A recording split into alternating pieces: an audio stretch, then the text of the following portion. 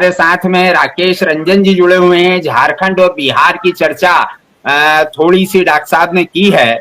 हम चाहेंगे कि बिहार को लेकर जो स्थितियां चल रही है, इफ्तार पार्टी के जरिए भी इकट्ठा करने की कोशिश हो रही है, लेकिन जो भाजपा समर्थक लोग हैं वो भी विरोध कर रहे हैं। नीतीश की आज इफ्तार पार्टी हो गई है, कल लालू की होने वाली है। इफ्तार पार्टी के जरिए बिहार की राजनीति को, चेतना को जगाने की कोशिश हो रही है, क्योंकि इसी साल अंत में चुनाव होने वाले हैं बिहार में। तो क्या सोचते हैं राकेश रंजन जी, बिहार में क्या चल रहा है, झारखंड में क्या चल रहा है, बताएं। जी नमस्कार। देखिए, जो बिहार में अभी हालात हैं और जो भी बातें हो रही है सियासी तौर पर, क्योंकि अभी चुनाव है तो बातें चुनाव के इर्द गिर्द ही हो रही है और जो भी ताने बाने हैं बुने जा रहे हैं। वहां आने से पहले थोड़ा हम चर्चा कर ले। अभी न्यायपालिका की भी चर्चा हो गई और देश के स्तर पर अन्य भी जो मुद्दे हैं उनको लेकर चर्चा हुई। उसका जो समग्र रूप से विश्लेषण करेंगे तो कुल मिला के आज की तारीख में जो स्थिति है कि अब जो है ना कि पानी का सिर से ऊपर बहने वाली स्थिति हो चली है।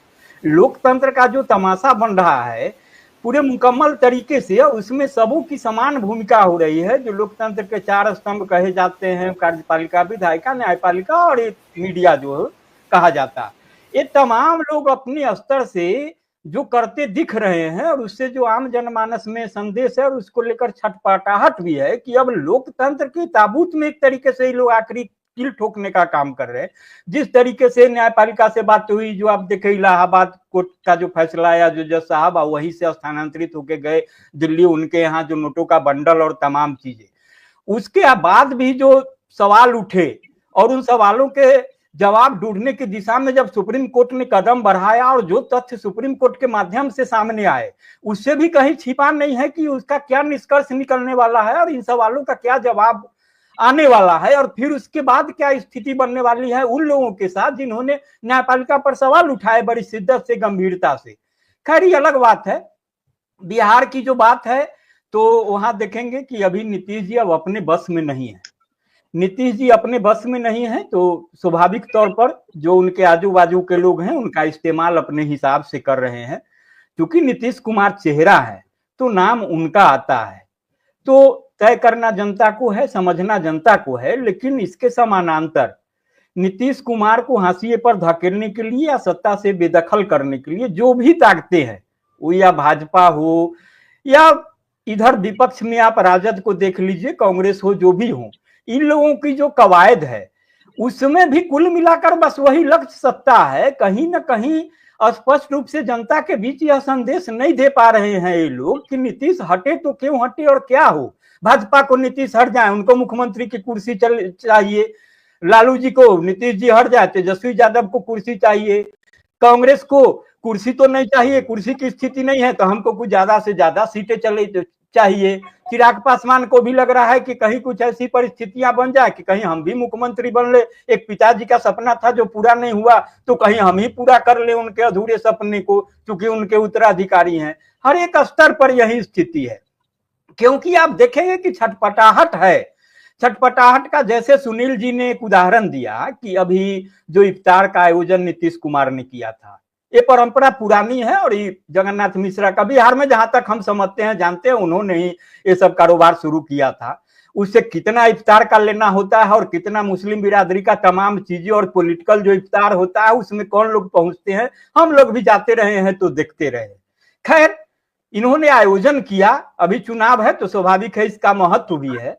लेकिन मुस्लिम संगठनों ने जो उसके बहिष्कार का आह्वान किया, तो बहिष्कार का आह्वान किया तो मुस्लिम संगठन भी जो है कहीं ना कहीं सवालों के घेरे में रहते हैं। मुस्लिम संगठन की ओर से भी, चाहे वो लालू प्रसाद की ओर झुकाव को लेकर के हो या नीतीश कुमार की ओर झुकाव को लेकर के हो, उनका स्टैंड बहुत क्लियर नहीं रहता है। उसमें इमारत सरिया का भी जो मामला आता है बड़ा इदारा है और जो तमाम चीजें हैं उसमें हो रही है। लेकिन बहिष्कार का असर दिखा। वहां जो लोग नीतीश कुमार के यहाँ पहुंचे हुए थे वो बस वही उनके जो पार्टी से जुड़े लोग हों, सलीम परवेज सरीखे लोग जो विधानसभा के उपसभापति वगैरह रहे हुए हैं, कारोबारी होते हैं और जो उनके पार्टी से जुड़े हुए लोग हैं। लेकिन इसके समानांतर अब इस बहिष्कार का असर कहां पड़ने वाला है, कहां जाने वाला है, अगर इसको हम इस रूप में परिभाषित करें कि नीतीश कुमार को मुसलमान खारिज कर रहे हैं, वो चाहे वक्फ बोर्ड के सवाल पर हो या बहुत सारे ऐसे सवाल हुए हैं जिसमें नीतीश ने बीच का रास्ता अपनाया है। वो भाजपा के भी साथ रहते रहेंगे खुल करके और मुसलमान की भी बात करते रहेंगे। लालू जी जो आयोजन करते रहे इफ्तार का, अब वहां भी देखने की बात है कि भैया आप भी खुल करके किसी के साथ खड़े होने का साहस क्यों नहीं जुटाते। अगर नीतीश कुमार गलत कर रहे हैं तो उनके इफ्तार का बहिष्कार किया मुसलमानों ने, तो लालू प्रसाद जो अब तक इफ्तार करते आए हैं, पहली बार ऐसा होगा कि उनका इफ्तार लालू राबड़ी आवास पर नहीं होगा। आयोजन करता लालू प्रसाद हैं, लेकिन वह होगा अब्दुल बारी सिद्दीकी के आवास पर।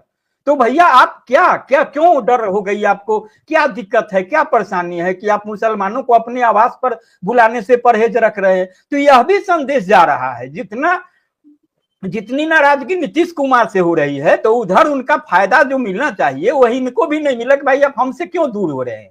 आप इफ्तार दे रहे थे, सालों साल दे रहे थे, लालू प्रसाद मुख्यमंत्री रहे तो ठीक है वो देते थे, नहीं तो राबड़ी जी के आवास पर होता था। आखिर आप उधार का जगह लेकर के कहे अब्दुल बारी सिद्दीकी के आवास पर चले गए, क्या हो गया। तो इस तरीके से जो बातें हैं ना, हर एक चेहरे पर एक जो चेहरा लगा हुआ है, यह बड़ी संकट में डालता है खासतौर से आम लोगों को।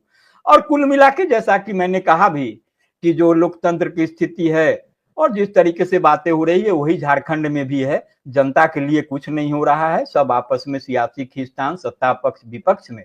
और बिहार में भी जो है, तो जैसा कि मैंने कहा ही कि अब नीतीश कुमार अपने बस में नहीं है, तो अब देखिए क्या होता है उनका और किस तरीके से भविष्य तय होता है। इसके लिए भी जो नीति न्याय घटनाक्रम हो रहे हैं, तो अभी बहुत कुछ कहना बड़ी जल्दीबाजी होगी। जी नमस्कार। धन्यवाद राकेश रंजन जी।